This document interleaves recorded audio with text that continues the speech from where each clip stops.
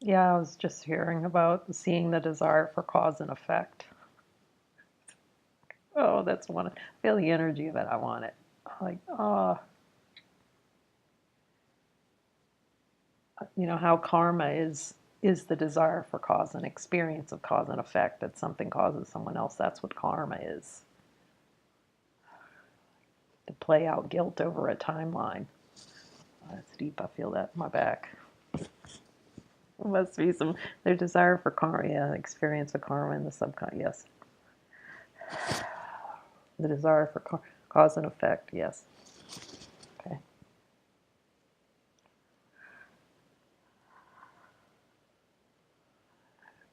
Yeah, that karma is desired. To do something, feel guilty about it, be punished for it in the future, or have the experience of punishment. Yeah, I'm being punished for that. That's the belief. Is that I know? Does Ernest know anything about being punished for karma? No. Do I know anything about being punished? No. Do I know anything about cause and effect? No. Is cause and effect real? No. Cause and effect's not real. There's a desire, experiences. There's a desire for. I think that's going away. A desire for cause and effect. Let's see. Their desire for experience, cause and effect. No.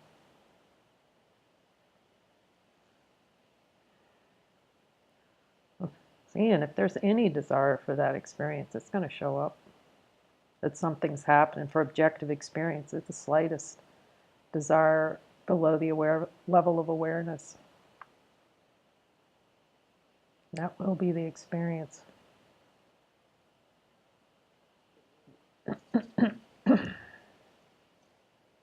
Yeah, this is why those spiritual teachings just keep pointing to looking at desire. How valuable that is. It's not to be guilty for desires, not to make guilty. Awareness doesn't make anything guilty. But I see that energetic investment is the entire gig of otherness, the otherness gig within consciousness. It actually generates consciousness, the world, that desired experience.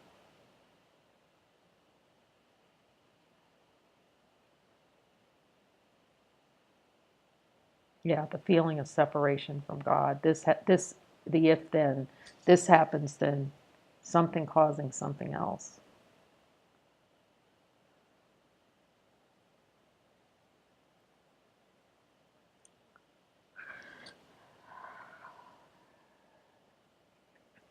How cause and effect is actually the timeline.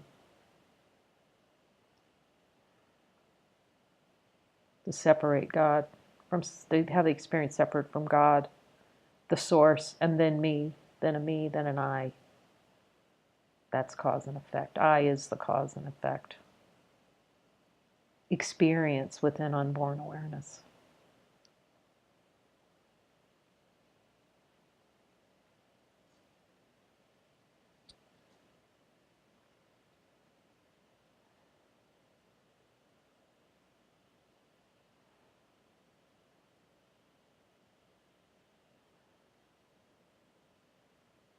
Existing within an I as an idea within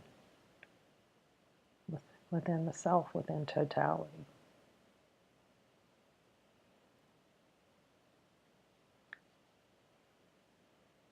Yeah, that Jesus talking so much about cause and effect. Like Voltaire, there's the cause and there's the effect. I see how brilliant that reflection Voltaire is. Candide, if you read the book Candide, there's the cause and there's the effect. And this is really about seeing beyond cause and effect, that there is no cause, there's no effect. I mean, there's God as totality, there's just totality. Is there any desire for cause experience? No, here. That's a big one, that desire to be an object, feel like an object being acted on the world, a small, tiny object, without any objects.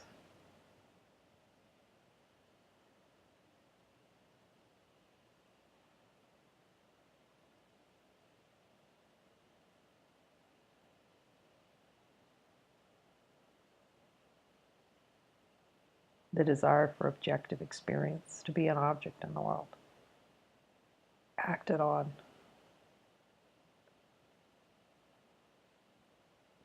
Okay, what just arose? I still see a desire. Is there a desire for a doer? That doer is part of that mechanism.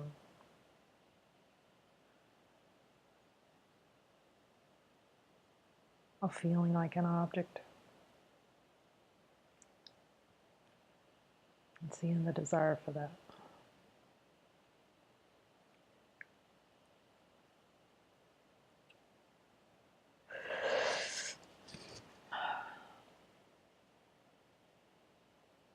This look at desire is so deep.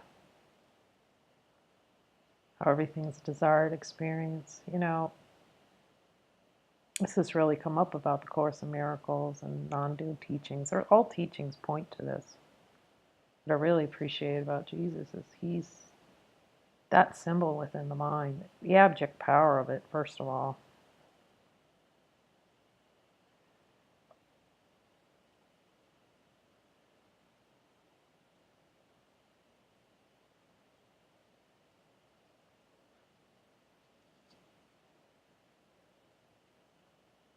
And how quickly that brings the mind to no world, seeing there's no world. That's not a happy thought for a sense of personal identity. It is the peace that surpasses understanding. That opening of the communication channel with infinite nature and seeing all the denials of infinite nature.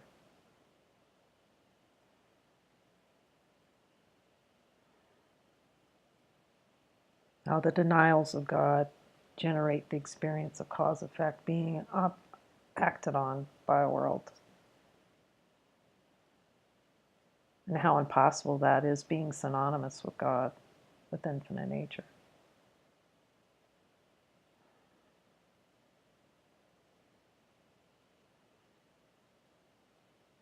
Really helpful looking at desires with Jesus has been so helpful.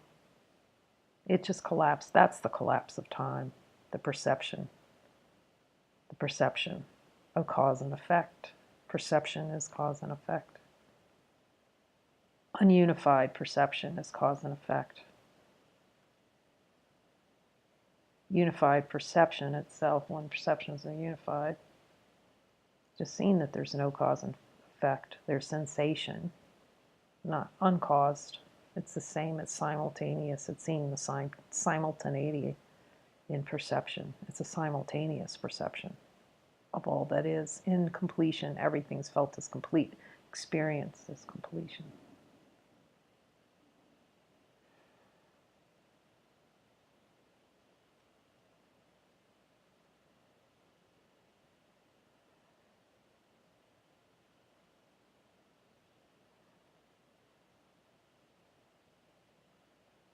Yeah, cause and effect is linear time.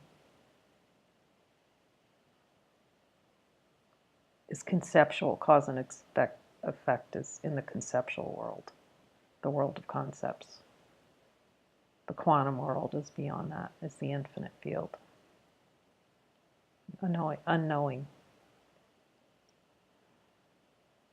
Desire is the desire to know something. It's the eating the apple from the tree of good and evil,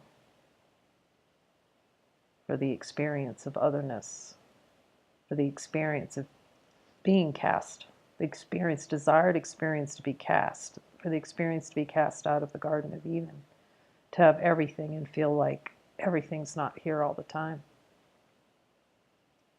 Yeah, Jesus said Adam was asleep already. He's already asleep as soon as, this is deep, as soon as the world is generated. The idea of a world becomes generated. The Son of God creates the heaven and earth. And darkness is over the face of the water, over the infinite space. Darkness over the infinite space, infinite, darkness, immediate. The immediacy, yet the solution, the infinite solution at the same time. The Spirit of God is over the infinite waters, over the water. Spirit of God, immediate creation, immediate answer, immediate correction to the creation of a world within consciousness. Appearing consciousness is what appears on the screen, on the unborn awareness.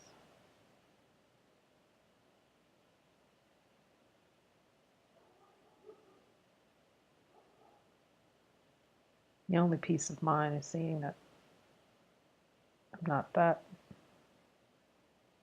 Not consciousness, actually, before consciousness.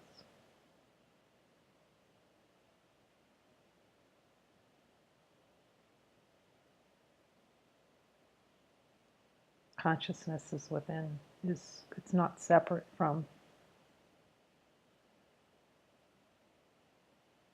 Yeah, I just keep hearing consciousness is actually the addiction.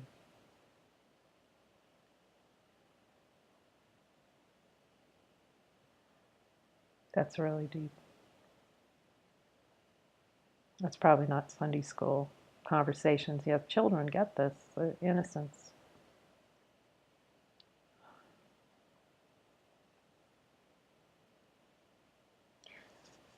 Yeah, what's coming is like in non-dual traditions. You can't compare, really, because you can only point. That's what I'm saying. You can only just express as divinity. You can't teach anything. You could be divine, whole, complete. And then just love expressing, to say words or whatever is arising is love expressing, however that expresses.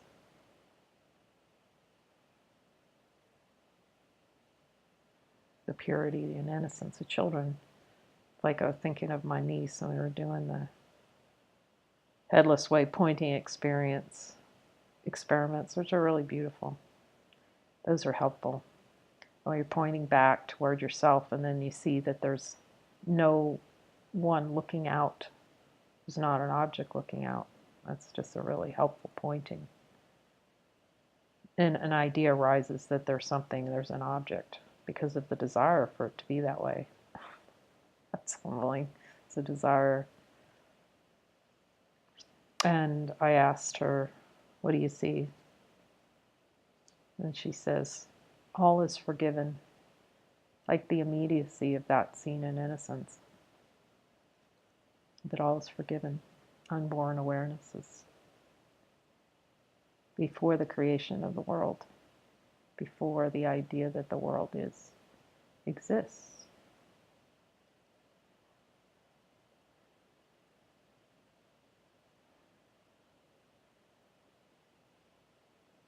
That's just the expression. However this plays out, it's just the expression to say these things, say these words, have these words what arise with no meaning. And just seeing even the words arising have no meaning. They're just what's arising.